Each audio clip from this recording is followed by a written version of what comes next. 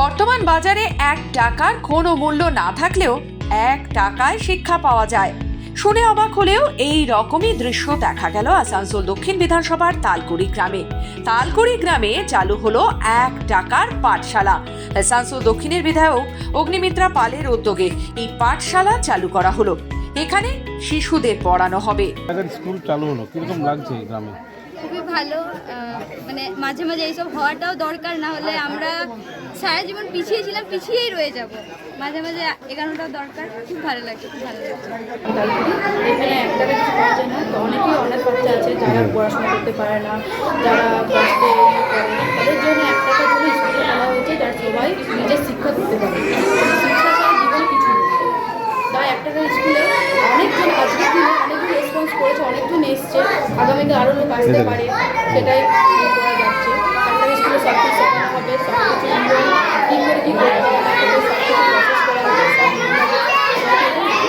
তবে কেন এই উদ্যোগ?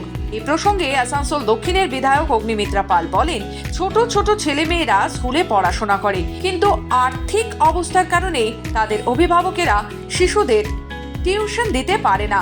তাই 1 টাকার পাঠশালা চালু করা হলো। এখানে শিশুদের এবং তাদের অভিভাবকদের দুয়েরই পড়াশোনা হবে। দেখুন, আসলে মনে হলো কারণ শিক্ষাটাই হচ্ছে সব থেকে বড় জিনিস। মানুষের শিক্ষা থাকলে সব কিছু সে করতে পারে, সারা পৃথিবীটা তার সামনে খুলে যায়। আমাদের এখানকার সমস্ত বাচ্চারা আমার দক্ষিণ বিধানসভায় সবাই স্কুলে পড়ে, কিন্তু স্কুল থেকে ফিরে এসে তাদের যে এক্সট্রা পড়াশুনো, সেটা যে কেউ দেখিয়ে দেওয়া, একটু অ্যাসিস্ট করা, সেই টিউশনই দেওয়ার ক্ষমতা তাদের বাবা মাদের নেই। অত্যন্ত দরিদ্র পরিবার থেকে তারা আসে। তো সন্ধ্যেবেলাতেও তারা নিজের মতো খেলছে টেলছে, পড়াশোনাটা হয়তো হয় না সেই মতো। সেজন্য এই টিউশন এক্সট্রা পড়াশোনাটা যাতে এক দিদিমণি দেখিয়ে দিতে পারে। সেই দিদিও ছোট দিদি, সেও তারও বেশি বয়স না, এবং সেও কোনো চাকরি করে না, সেরকমই একজন দিদি, ছোট বোন আমার, তাকে রাখা হয়েছে।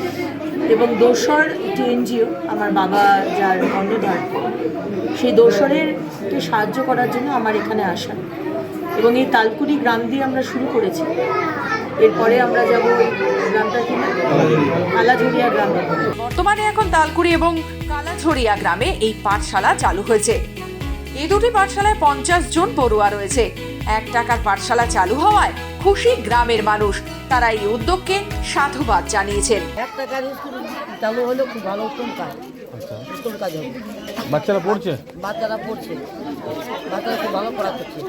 আগামী দিনে এই 1 টাকার পাঠশালা কতটা জনপ্রিয় হয়ে ওঠে সেটাই এখন দেখার। আসানসোল থেকে রাহুল পাসওয়ানের রিপোর্ট, খবর বাংলা।